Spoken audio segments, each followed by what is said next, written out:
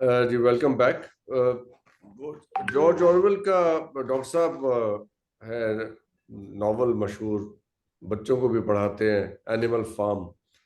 उसमें वो आखिरी जो उसमें तब्दीली होती है उनके चार्टर में, वो था पहले, वो लाइन थी ऑल एनिमल्स आर इक्वल। तो उसमें एक ऐड करते हैं but some animals are more equal than others. तो कुछ एनिमल्स जो हैं इस मुल्क में they are more equal than others.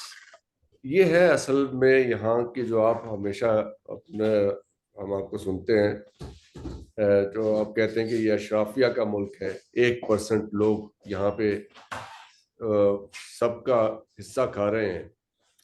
सो ये चल रहा है यहाँ पे। तो ये एक पॉलिटिकल सिचुएशन है सर। जैसे हम पहले बात कर रहे थे, जावेद हसन साहब ने भी कहा कि जी अगर मईशत सियासत से जुड़ी हुई है तो सियासत भी तो मईशत से, जो दैट मेक्स पॉलिटिकल इकोनॉमी। तो ये इस वक्त जो हमें बेल आउट पैकेज मिला है, वो असल में उससे बेल आउट कौन हुआ है? क्या मईशत बेल आउट हुई है, मुल्क बेल आउट हुआ है, या हम सारे बेल आउट हो गए हैं इस खेल से? और जो उसमें फिर जाहिर है और दूसरे ममालिक का भी, सऊदी अरब ने उसमें कंट्रीब्यूट किया है, यूएई ने कंट्रीब्यूट किया है, और जो लोग कंट्रीब्यूट करते हैं उनकी कुछ एक्सपेक्टेशंस होती हैं फिर हमारे साथ। फिर अब हमारा और अगर ये जो इस वक्त जो हमारे यहाँ वो इकोनॉमिक वो इन्वेस्टमेंट काउंसिल बनी है, जिसमें ये इसका बेसिक आइडिया ये है कि $100 बिलियन की इन्वेस्टमेंट आएगी इस मुल्क में over the period of next few years. तो उसमें आपकी आर्मी का एक बहुत पिवटल रोल है।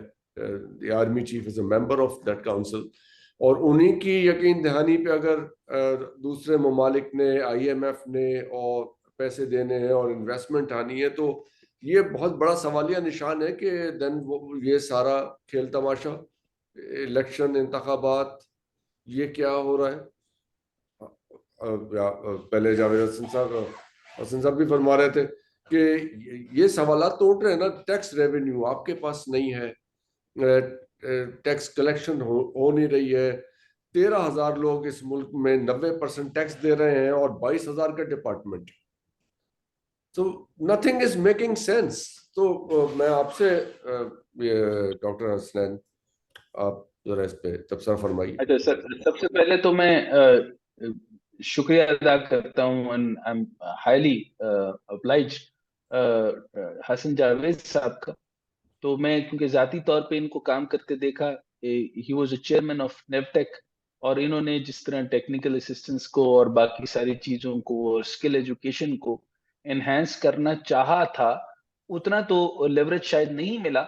लेकिन ऑफ कोर्स एक बड़ा दिमाग, इसी तरीके से एक प्रोमिनेंट इकोनॉमिस्ट, और इससे ज्यादा मैं इस जमहूरियत के बारे में क्या कह सकता हूँ कि इस जैसे हीरे लोग जो हैं वो पाकिस्तान के अंदर जो बहुत सारी तब्दीली कर सकते थे, अनफॉर्चुनेटली हम लोगों को वैसे काम नहीं करने दिया जाता। लो मैं एकमन मशहूर हूँ लोग हैं, आपका मैं उन लोगों हसनैन के साहब नाम की, बिल्कुल वेरी नहीं काइंड। ले। हाँ, मैं बहुत तो मशहूर वो हूँ मैं आपका। उसके ऊपर नाम नहीं लेना चाहता। लेकिन ऑफ कोर्स मैंने हसन जावेद साहब का जिस तरह आपको बताया कि इनका एक जो स्टैंडर्ड है, वो एक मैं इसको हाई एस्टीम के ऊपर हमेशा रखता हूँ।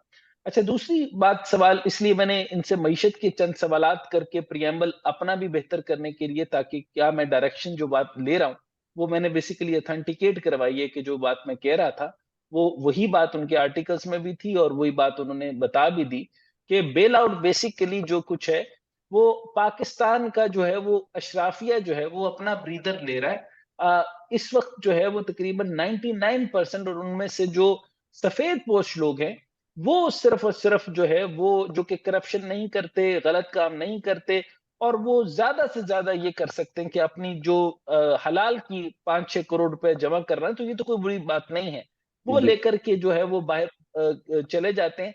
इस मुल्क से लोगों के दिल उठना शुरू हो गए। और मुझे ये कह लेने दीजिए कि पाकिस्तान की जब मैं जब टेक्निकल बात जब करता हूं, तो उसमें जमहूरियत आ नहीं सकती। 75 साल से अगर आप देखें तो इसके अंदर जो है वो प्रॉब्लम ये रहा है कि हम लाए हाई हाई इक्विपमेंट लोगों को ले ही नहीं सकते। हम किसी बड़े आदमी को बात बात ही नहीं सुनते।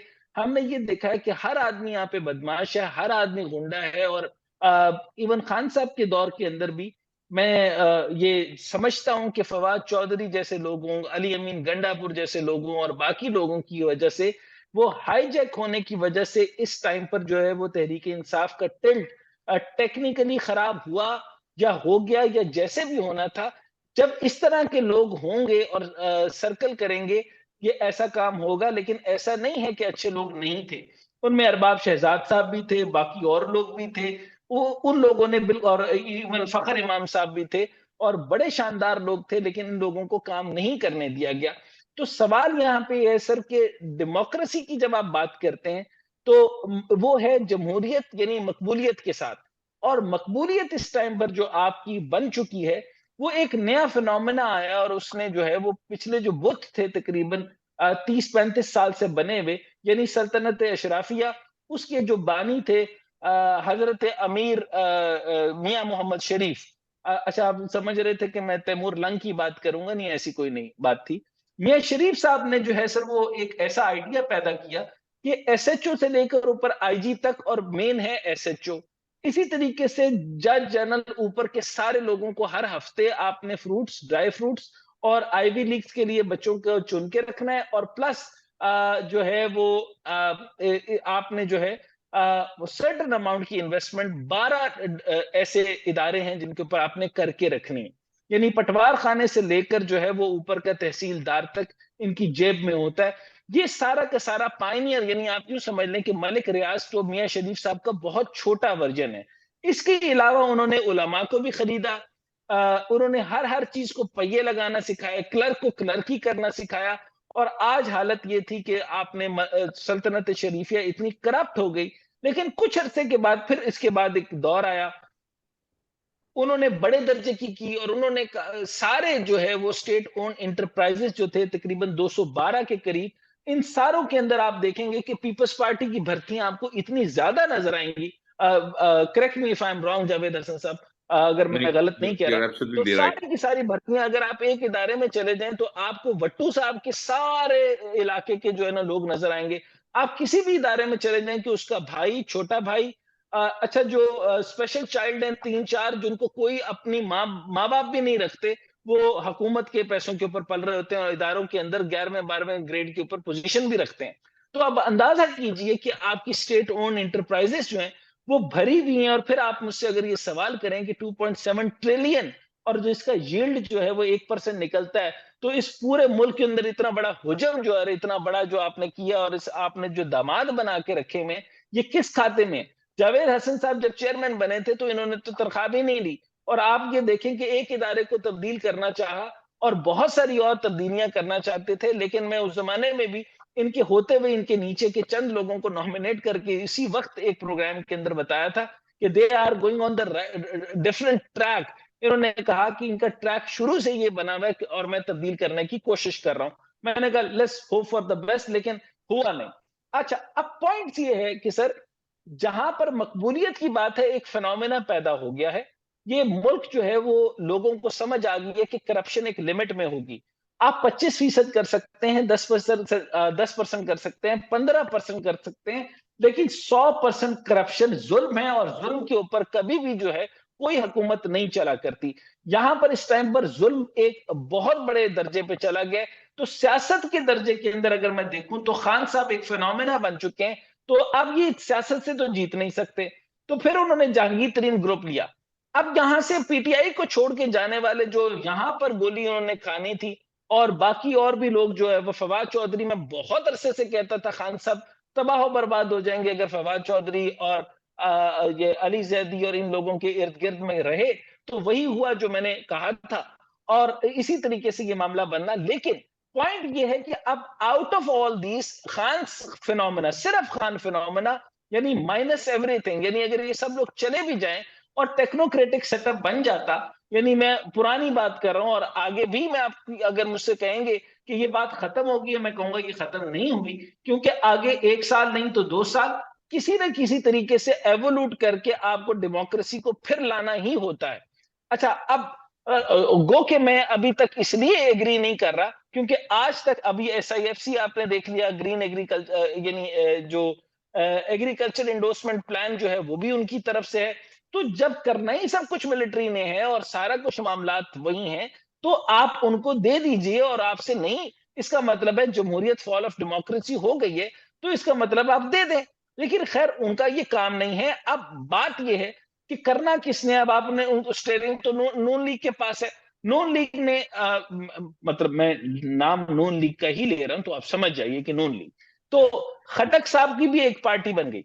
अब खटक साहब ने जो है वो एक पार्टी बनाई है और वो कह रहे हैं मेरे पास तकरीबन जो है वो 57 लोग हैं पार्लियामेंटेरियंस उनके पास टूटे हुए। आप ये समझ लें कि जब वो फवाद चौधरी ने मुंह पर हाथ रखा हुआ था शर्मिंदगी के मारे, तो जाहिर सी बात है कि ओन चौधरी जो कि जहांगीर तरीन का खास आदमी है, जो खान साहब जब रनिंग करके आते थे तो उसे अपना टावल और पानी पकड़ा दिया करते थे, ये वो आदमी है, उसकी तस्वीरें भी अवेलेबल है। यानी आप अंदाजा करें तो वो जहांगीर तरीन साहब को ये कैसे वो बर्दाश्त कर सकता है कि फवाद चौधरी फिर से जो है वो बुट लिकिंग करके जो है वो अहमियत हासिल कर ले। उनके पास ऊपर से फरदौस शाह कवान जैसा त्यारा भी मौजूद है, तो वो किसी वक्त भी छोड़ सकते हैं। तो डेमोक्रेसी ने नीचे जो सारा गंद है वो, मैं विद अपॉलॉजी, पॉइंट ये है कि हसन जावेद साहब जैसे लोग, बाकी टेक्नोक्रेट्स को नहीं लिया जा सकता और वो हम टाइप के लोग जो हैं वो इन लोगों के साथ नहीं लड़ सकते। ये क्लियर डिवाइड है। अब ये क्लियर डिवाइड होने की वजह से अब आप ये कहते हैं कि डेमोक्रेसी, तो ये डेमोक्रेसी नहीं आ सकती। फिर इसके ऊपर फिर मैं रिक्वेस्ट करता हूं मिलिट्री को कि आप जो है वो कम से कम ऐसे यानी नून लीग को ये तो ना करने दें कि आप खटक साहब की एक पार्टी बनाएं, फिर आप जो है वो नून लीग जो है वो बना रही है तकरीबन जहांगीर तरीन की एक पार्टी बना रही है। अब जहांगीर तरीन के पास लोग पूरे तरीके से नहीं टिक रहे और जो अलीम खान है, अच्छा अलीम खान के बारे में मैं थोड़ा सा विद अपॉलॉजी ऐसे लफ्ज इस्तेमाल कर रहा हूं कि वो ऐसा पनौती है, इतना बड़ा पनौती है और इतना बड़ा शुभ चंकक है, और वो क्या कहते हैं सर, वो बहुत ही कोई मतलब ऐसा वो नहुसत है कि जिधर गया है सर वो पार्टी बंद हो जाती है, सोसाइटी खोले सोसाइटी बंद हो जाती है, ये टाइकून बन गए हैं पार्टी सर। खोली इस्तेहकाम पाकिस्तान, उसमें इस्तेहकाम नहीं रहा। मैंने बहुत पहले कहा था कि अलीम खान जहां जाता है बर्बादी हो जाती है, वो बिजनेस ही नहीं, बैठ वैसे जाता है। उन्होंने अपने मीडिया टाइकून बन गए हैं, वो दो तीन चैनल चला रहे सर हैं मीडिया और टाइकॉन, वो मीडिया चौदह टाइकॉन चौदह से याद तनख्वाहें आया दे कि रहे हैं वो वहां अच्छा पे। उसमें भी नहुसत है सर, उसमें भी नहुसत है। लोग बड़े खुश हैं वो उनसे उसने वहां बिकना, पे, सर 14 समा तनख्वाहें ने, दे रहे हैं। सर मैं बता रहा हूँ, समा ने तकरीबन 7 अरब में बिकना था, वो तकरीबन 2.5 अरब रुपए में बिक गया, यानी नहुसत अंदाजा देखें। और जब से ये आया है तो वो गलत खबरें चला चला के अब समा भी नहीं चल रहा। अच्छा, अब पॉइंट सिर्फ मैं ये बोलना चाहता हूं, जो कि मेरा इसके बाद गुजारिश होगी। अब ये जो फॉर्मेशन, इसके बाद मैं जावेद हसन साहब से पूछ लूंगा। मेरा पॉइंट ये है सर कि डेमोक्रेसी काम नहीं कर रही, एसआईसी ने आना है, फौज की गारंटी के ऊपर सीपैक बना है, फौज की गारंटी के ऊपर जो है वो फॉरेन डायरेक्ट इन्वेस्टमेंट ने फोरेक्स से आना है। और इसके साथ जो है वो टेक्नोक्रेटिक सेटअप अगर नहीं आता और नून लीग की मानी जाती है, जो कि मेरी अब ताजा इतलात के मुताबिक जो है वो थोड़ी सी और गड़बड़ हो गई है कि मियां शरीफ साहब, मियां नवाज शरीफ का उन्होंने फाइनल किया था कि चौथी बार वजीर आजम बन गए, लेकिन यहाँ पर थोड़ा सा दोबारा से रिफ्ट आ गया जो कि आना चाहिए था। आई आई डोंट नो कौन सा ऐसा मामला है कि नवाज शरीफ साहब ने आकर वजीर आजम बन के ही साफ सुथरा होना है। तो लेकिन एक बात टाइटलमेंट हो गई है कि लोग सो रहे होंगे तो गलती से भी मियां चोर कहते हैं, तो वो चोर तो है, इसमें कोई शक नहीं, और उसको सजा देनी चाहिए। और मेरे ख्याल में आला अदलिया को यह सजा मिलनी चाहिए कि जिन्होंने इकामा के ऊपर दिया, जबकि इतने बड़े बड़े क्राइम उनके पास पड़े थे। तो आप जरा ख्याल कर लें कि इकामा के ऊपर उनको सजा नहीं देनी थी, उन्होंने इससे तो इतने उनको फायदा क्रिमिनल हुआ ना, ये कामे वाले क्रिमिनलिटीज की चक्कर हैं, आप उसके ऊपर दे देते। तो खैर बहरहाल वो जो एक तमाशा है ना, अगर वो मतलब खान साहब के ऊपर जो है ना, तोशा खाना का जो करोड़ की एक, पता नहीं 80 लाख की घड़ी थी या 60 की, तो बंदा कहता है कि करोड़ मेरी तरफ से ले लो यार, तू घड़ी तेरा खपने को, मतलब मसला वापस भी ही। बताओ। हाँ जी। लेकिन this is just I mean complete nonsense and idiotic thing कि आप जो है ना वो कर रहे हैं। सवाल सर ये है कि अगर नहीं करना तो एसआईएफसी, इसके बाद मेरा कहना ये है कि हमें अब मईशत की इस वक्त अलार्मिंग सिचुएशन है, रेड हैट आ चुका है। अब अगर करना है तो टेक्नोक्रेटिक गवर्नमेंट को होना चाहिए, या टेक्नोक्रेट को जो है वो इंटरिम गवर्नमेंट में लाना चाहिए। लेकिन अगर आपका पर मेरा सर जावेद हसन साहब और मुमकिन है हसन जफर साहब आप भी कमेंट करें, अगर आपके पास शाहिद अफरीदी आता है, लेट्स सपोज, मतलब आप हैरान हुए हैं ना, मतलब इक्विपमेंट का क्या हालत होगी कि अगर आपके पास मैं शाहिद चला अफरीदी जाऊंगा आता भाई है, यहाँ से, क्योंकि अगर वो रजा बाकर को भी अगर ये बनाने नहीं लगे। होगा तो नवाज मेरी शरीफ तरफ अड़ से गया है माफ कि है। रजा बाकर या कोई इकोनॉमिस्ट या किसी किस्म का, मगर यानी वो फॉर आदमी एग्जाम्पल, कबूल नहीं था आप वजीर तो अगर आजम। जावेद हसन साहब का भी नाम अगर वजीर आजम इंटरिम गवर्नमेंट के लिए आएगा, तो वो कह रहे हैं कि हमने इकोनॉमिस्ट को नहीं लाना, यानी क्लियर लफ्ज का है, क्योंकि वो फिर बैठ जाएगा और मईशत संभाल लेगा, और उनको आता है।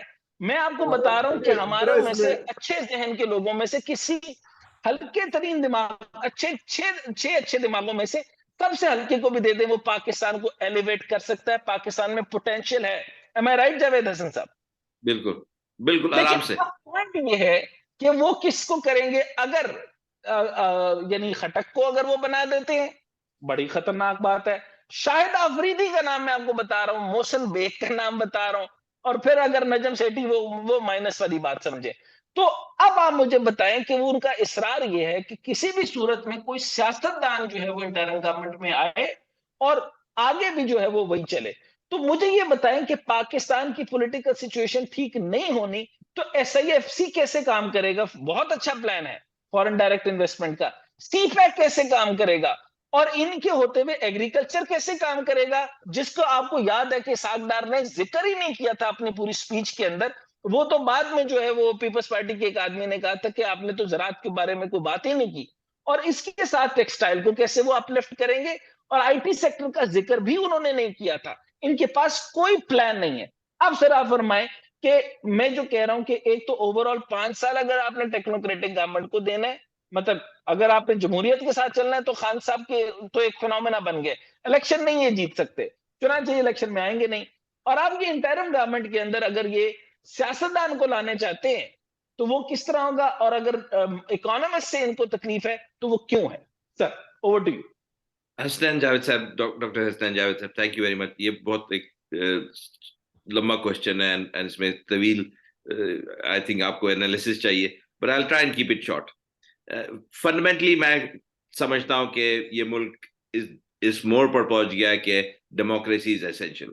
डेमोक्रेसी से कंपटीशन पैदा होता है, कंपटीशन ऑफ आइडियाज होता है, कंपटीशन ऑफ रिसोर्स एलोकेशन होता है, कंपटीशन ऑफ इकोनॉमिक चॉइसेस होती हैं, और उससे बेस्ट रिजल्ट्स आते हैं, उससे आपके पास मैंडेट होती है। मगर आप जैसे कह रहे हैं कि वो democracy is not an option we can have because there's Imran Khan there and he's a problem and we can't have Imran Khan, तो डेमोक्रेसी नहीं चाहिए। अगर डेमोक्रेसी नहीं चाहिए और टेक्नोक्रेसी चाहिए, then let's be very clear, it has to be a very competent technocracy, इसलिए कि इतनी कॉम्पिटेंट हो कि लोगों में डिस्पाइट द फैक्ट कि एक इमोशनल बॉन्ड नहीं हो जैसे पॉलिटिशियन इमरान खान के साथ है, तब भी वो उनके एक्सपर्टीज से एक मरूब हो एंड एक्सेप्टेंस हो, और इतनी उनकी टेक्नोक्रेटिक एबिलिटी हो कि जो चॉइसेस बता रहे हैं वो लोगों को कन्विंस कर सके, और एक मैंडेट जो इलेक्ट्रल मैंडेट नहीं हो मगर एक इंटेलेक्चुअल मैंडेट हो कि वो कन्विंस कर सके। मोर ओवर आप अगर देखें आपकी जो इंटरनेशनल प्लेयर्स हैं, जैसे आपने कहा सिफिक, इसके लिए जो इन्वेस्टमेंट्स आनी है, you will need the highest quality of people to interlocute interface with international investors to be able to convince them to bring in this country, especially when you don't have a democracy in place. उनको already doubts होंगी, question marks होंगी, तो आपको एक super necessity हो जाए, necessity तो anyway होगी मगर सुपर नेसेसिटी हो जाएगी कि आपको एक इनक्रेडिबली कॉम्पिटेंट टीम हो। अगर आपको इकोनॉमिक स्फीयर में आपको एक टॉप इकोनॉमिस्ट होना होगा, आपके एग्रीकल्चरल फेयर में एक टॉप एग्रीकल्चरिस्ट होना होगा, आपके एनर्जी में कोई टॉप एनर्जी एक्सपर्ट होना होगा। You will need these people और not only one person. The main advantage, मैं इदारा चला चुका हूं और मैंने दूसरों को भी देखा है, एक जब आप कॉम्पिटेंट बंदे को लाते हैं एंड जिसकी उसके एरिया में मकबूलियत हो और एक्सेप्टेंस हो, तो वो फिर दूसरे कॉम्पिटेंट लोग आते हैं उसके साथ, और फिर दूसरे लोग जो अट्रैक्ट होते हैं वो साथ काम करते हैं, तो आपके पास एक टीम अच्छी बनती है। तो आप ये नहीं कह सकते किसी को बैठा दें वो तो टीम बैठा देगा। अगर आप एक बंदे को बता रहे जो जिसकी कोई कॉम्पिटेंस है, वो एक अच्छा एनर्जी एक्सपर्ट आके क्यों काम करेगा मिनिस्ट्री ऑफ पेट्रोलियम में, जब उसको पता है कि जो वहां जो केयर टेकर में ना टेक्नोक्रेटिक मिनिस्टर, वो तो टेक्नोक्रेट है ही नहीं, उसको तो समझ ही नहीं है। तो जो ये आपको पता है, आप एक इंटेलेक्चुअल हैं हसनैन जावेद साहब एंड सिमिलरली जफर साहब, आप लोग एक ज्यादा इंटेलेक्चुअल लोगों के साथ आराम से बात कर सकते हैं। आपको एक कमिटी होती है। तो ये आई थिंक एक अमेजिंग बात है कि हम लोग टेक्नोक्रेटिक चाहते भी हैं और फिर टेक्नोक्रेटिक होगा भी नहीं। ये किस किस्म की एक एनिमल होगी जो ना तीतर होगी ना बटेर होगी। आप डिसाइड कर लें एक दफा कि क्या चाहते हैं। बिकॉज अगर आप डेमोक्रेटिक नहीं चाहते हैं तो आपको एक देखें, एक डिबेटेबल पॉइंट है, चाइना एक नॉर्मल किस्म की डेमोक्रेसी नहीं है, मगर वहां बड़ी कंपटीशन है कम्युनिस्ट पार्टी में, और जो लोग आते हैं ऊपर एक बड़ी टाइट कंपटीशन है, और the most competent people rise to the top, and that's why those competent people, अगर चाइना में अगर पोल्स करें, you will find 70-80% of the people have confidence in the Communist Party. तो यू माइट से कि वो traditional western democracy नहीं है, मगर because there is competence at the top, people have a certain degree of confidence. Not only do people of China have confidence, so do the international investors. अगर आप किसी लल्लू पजलू को बैठा देंगे वहां, वो समझेंगे कि वो जैसे आपके अभी जो हेल्थ मिनिस्टर है, मैं नाम नहीं याद है उनका, वो अजीब चीजें करते रहते हैं। You know, frankly speaking, it will not work, specially given, जैसे मैंने आपको समझाया था, बताया था कि वो जावेद अकरम जो कि वो सिर्फ कॉफी बना सकता। हाँ। ये मैं बताया कि शायद Afridi may have been a good batsman or a questionable batsman. He will not inspire confidence, neither with local investors nor international investors. मैं तो इस पे सरप्राइज हूँ कि उनका नाम क्यों तजवीज हो रहा है। उस आदमी का नाम तो क्रिकेट टीम के लिए तो नहीं होना चाहिए। किसी ने किसी के मगज में बिठा दिया है कि मकबूलियत का तोड़ मकबूलियत से होता है। अच्छा। तो वो कह रहे हैं एक वो जो अफरीदी साहब जो है वो छक्का मारते हैं तो ऐसे छक्के हैं। अच्छा, अब अंदाजा करें कि आपकी हुकूमत छक्के चलाएंगे। होता है।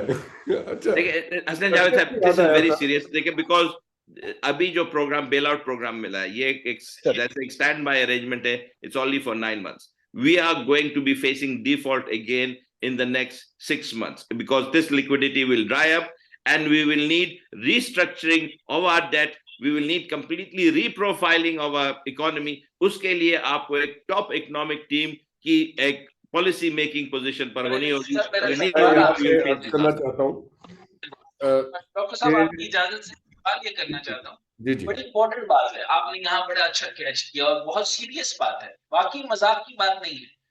आप देखिए सर, ये कितना बड़ा मजाक है कि मोहसिन बेग एक जो है वो ऑनलाइन एजेंसी चलाते हैं, उसके बाद अलावा उनका सहाफत में कोई क्रेडेंशियल्स नहीं है, और सहाफी ऑफ कोर्स मुल्क नहीं चला सकते। अच्छा, दूसरी बात ये है कि आप जो है वो नजम सेठी का नाम लेते हैं, कैसा मजाक है। मोहसिन नकवी को लाकर आपने जो वो मिडल मैन एक आदमी था जो कि न्यूज एजेंसियों का मिडल मैन था और गौहर एजाज के ब्लैक को वाइट कर देता था, वो ये तरीकाकार उसको जो भी आता था वो उसने कर दिया। मतलब आर यू सीरियस? और अफरीदी के साथ जो भी ताल्लुकात थे, और शहबाज शरीफ को अगर वो अच्छी अच्छी बातें कर देता है कि मुझे उसकी कॉम्पिटेंस अच्छी लगती है या फलान करते हैं, तो इस स्पेस पे अगर हम इंटरम गवर्नमेंट, सर मैं स्पेसिफिक हो जाता हूं जावेद हसन साहब, स्पेसिफिकली अगर हम इस तरह का मजाक करेंगे और हम इसके ऊपर यानी बाकायदा नून लीग और बाकी लोग लड़ रहे हैं और वो कह रहे हैं कि हमने एक जो है वो अपना नाम तजवीज करना है, हमने एक इकोनॉमिस्ट को नहीं लेना। अच्छा, अब मैं सिंपल ये पूछना चाहता हूँ कि बेशक वो शौकत अजीज साहब को वापस ले आए, किसी भी टेक्नोक्रेट इकोनॉमिस्ट को ले आए, क्योंकि अब आपने जैसे कहा कि जैसे बेल आउट पैकेज आगे चलना है, पहले भी इसाकदार साहब की वजह से बहुत बड़ा डिले आया, और मिफ्ता इस्माइल जो है मैं उसके भी हक में हूं कि अगर जिस तरह वो चल रहा था इंस्ट्रक्शन के ऊपर, वो चलता जाता तो बेहतर हो सकता था, लेकिन इसाकदार साहब ने नेशनल वे से बहुत लोगों को खुश करना था।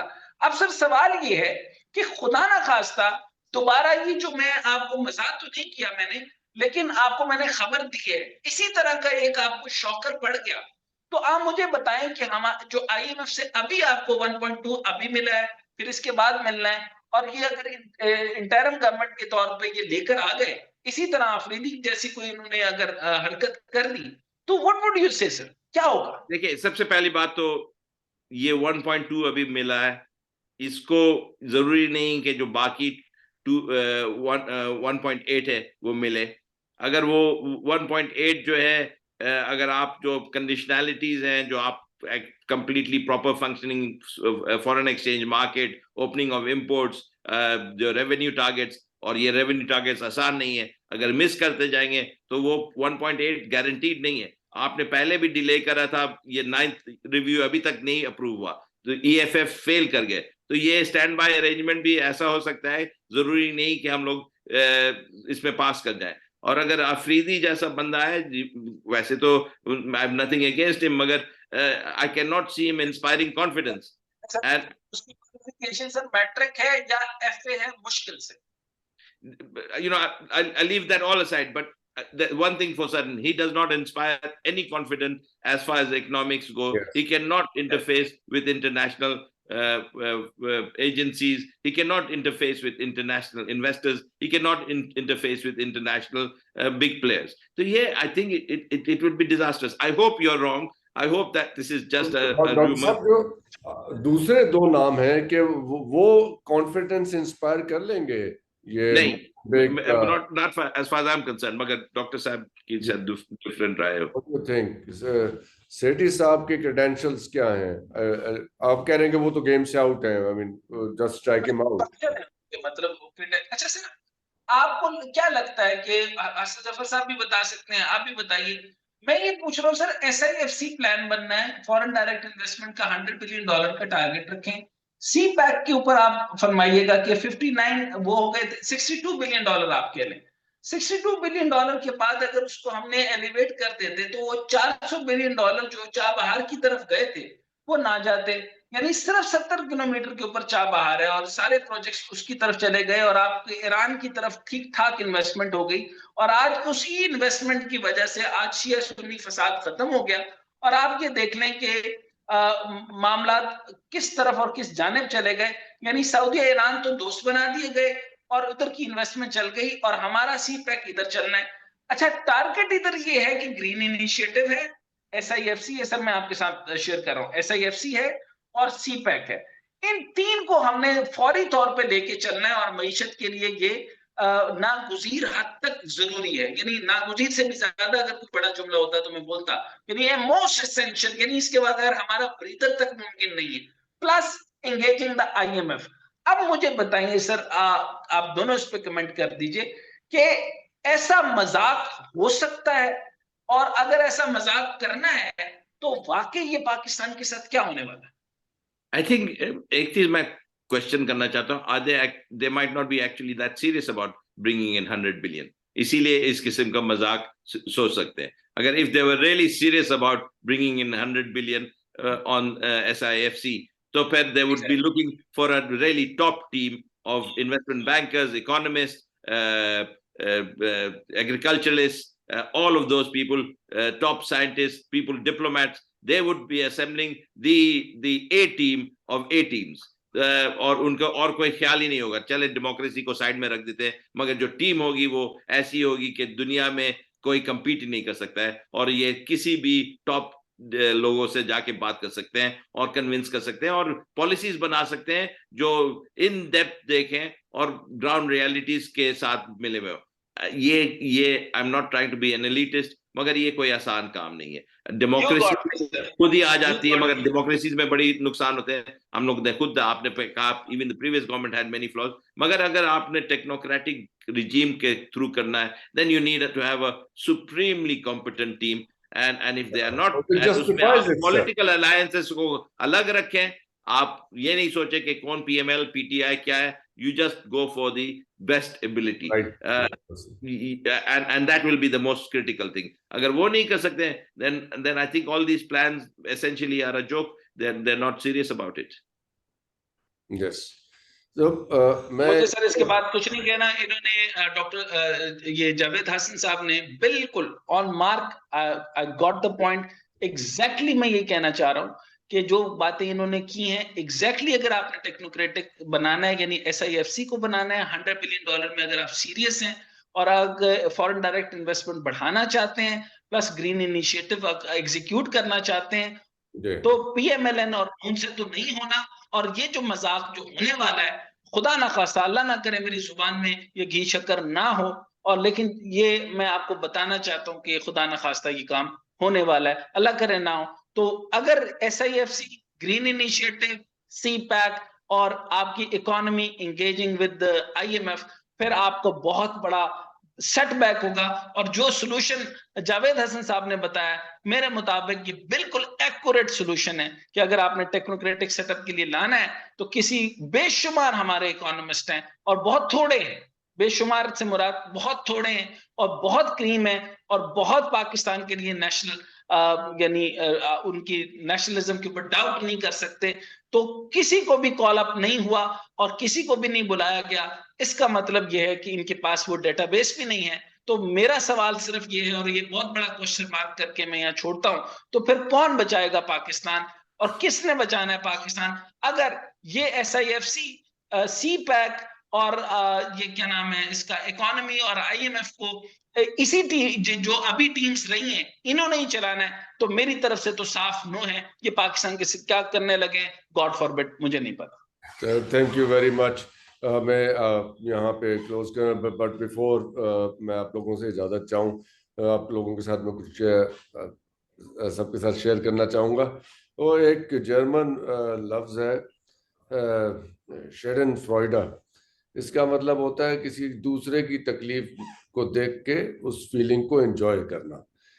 तो अब यहाँ पे जो इस वक्त सियासी सूरत हाल है, मैं पिछले चंद दिन से बहुत क्लोजली देख रहा हूँ कि ट्विटर पे जो कुछ लोग सवाल लगाते हैं, किसी की तस्वीर लगा दी कि जी इनके बारे में एक लफ्ज़ लेके लोग उनके साथ गाली गलौज कर रहे हैं। वो उन लोगों के जिनके आपने मोतबर लोगों के नाम लिए कि ये जिनके बारे में सोचा जा रहा है कि ये आगे मुल्क चलाएंगे, यकीन करें उनको लाख लाख गालियां रोज की पड़ रही हैं। ये तो जो जावेद हसन साहब फरमा रहे थे कि क्रेडिबिलिटी का इशू है कि उनकी जब घर में क्रेडिबिलिटी नहीं है तो बाहर वाले उनकी क्या इज्जत करेंगे। तो ये सिचुएशन है, क्रिटिकल सिचुएशन है। मैं जाती तौर पे ये समझता हूँ कि पॉपुलैरिटी और सियासत से हटके इस वक्त चीज़ों को सही फिक्स करने की ज़रूरत है। और आप दोनों हजरात ने, मैं जहाँ तक समझाऊं कि इस डिस्कशन में ये कंक्लूड कर दिया है और एग्री कर रहे हैं, कंसेंसस है इस बात पे कि एक कॉम्पिटेंट टेक्नोक्रेटिक सेटअप उसको इंस्टॉल किया जाए। ये इलेक्शन और ये इस खेल कूद को बंद करके इस मामला को सीरियसली देखा जाए। Green revolution is very important. मेरा ख्याल है कि हम उसको उस कॉन्टेक्स्ट में समझ नहीं पाए हैं जिसमें उसकी इतनी बड़ी अहमियत है। जो इस वक्त यूक्रेन रशिया की वॉर है, वहाँ पे मेजर चंक ऑफ वीट वहाँ से प्रोड्यूस होता है, जिसकी प्रोड्यूस इस वक्त इफेक्ट हो गई है। ये दाना पानी कहाँ से आएगा अगर हम अपना खुद नहीं प्रोड्यूस करेंगे? बिकॉज वी नेवर नो कि अगले 10 साल 15 साल ये कब तक ये वहाँ पे ये जंग जारी रहेगी। तो इन चीज़ों पे हमें सोचने की ज़रूरत है। संजीदा मामलात हैं, संजीदगी से सोचा जाएगा। इसी के साथ मैं आपसे इजाज़त चाहूँगा। जावेद हसन साहब बहुत बहुत शुक्रिया, हम आपको दोबारा ये तो एक मूविंग टारगेट है, ऑन गोइंग डिबेट्स हैं, so we will keep catching up with you on this. और जब भी आप अवेलेबल होंगे। और डॉक्टर हसनैन जावेद आपसे भी इजाज़त लेते हैं।